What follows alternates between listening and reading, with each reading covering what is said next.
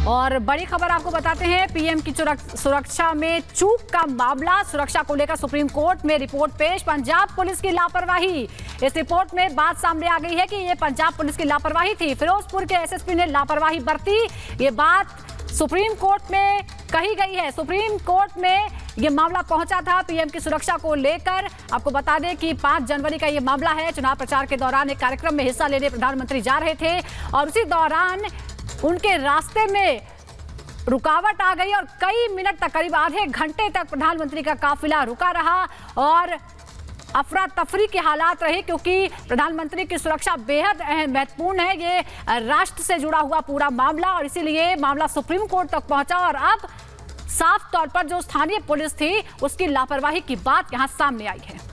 बिल्कुल, तो retired justice Indu Malhotra की अगुवाई में दरअसल 5 सदस्यीय जांच टीम सुप्रीम कोर्ट की तरफ से गठित की गई थी, जिसने अपनी रिपोर्ट सौंपी और रिपोर्ट में यह कहा गया है कि फिरोजपुर के एसएसपी ने लापरवाही बरती थी। 5 जनवरी का वो दिन याद होगा जब प्रधानमंत्री नरेंद्र मोदी का जो काफिला था फिरोजपुर के मोगा हाईवे पर तकरीबन 15 से 20 मिनट तक यूं ही रुका रहा था, क्योंकि उस दौरान किसानों की तरफ से जो प्रोटेस्ट किया जा रहा था, किसानों ने हाईवे को ब्लॉक कर दिया था और इस पूरे मामले पर सुरक्षा में चूक का मामला सामने आया था। सुप्रीम कोर्ट मसला पहुंचा, हालांकि उस वक्त जी।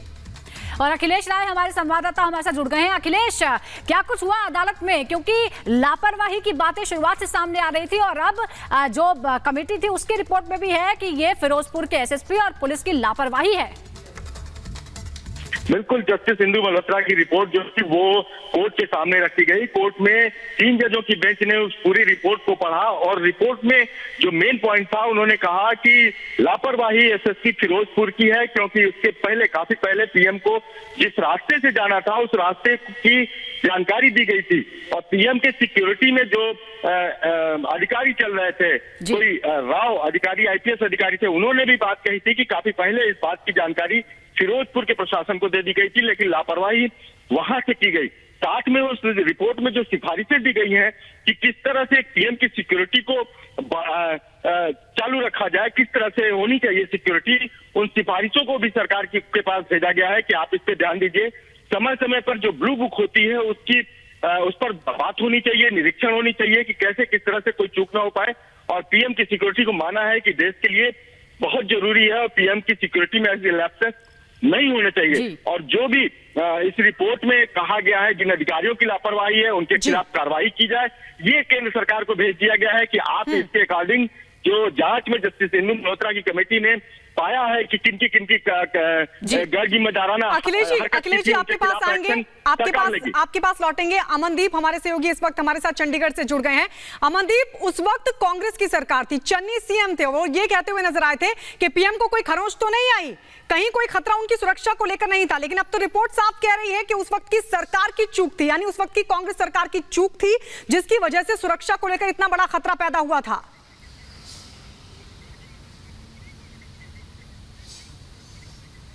जी देखिए, कुछ पॉइंट्स हैं, बहुत मेजर पॉइंट्स हैं पीएम सिक्योरिटी लैप्सेस में जो हाईलाइट करने बहुत ज़रूरी हैं, क्योंकि हम जनवरी 5 को उस समय ग्राउंड पे थे जब ये सारे वाक्य हुआ था। 20 मिनट तक प्राइम मिनिस्टर का मोटरकेड फ्लाईओवर के बीचों बीच रुका रहा और उसके बाद 20 मिनट के बाद उस मोटरकेड को यू टर्न लेके वापस बठिंडा एयरपोर्ट जाना पड़ा। प्राइम मिनिस्टर की सिक्योरिटी ने 2 घंटे पहले पंजाब सरकार को, पंजाब पुलिस को, पंजाब इंटेलिजेंस को, पंजाब लॉ एंड ऑर्डर को ये चिट्ठी लिख दी थी कि प्राइम मिनिस्टर जो हैं वो बाय रोड वेन्यू तक जाएंगे, क्योंकि बाय एयर जाना पॉसिबल नहीं है। उस दिन बारिश बहुत ज्यादा हो रही थी।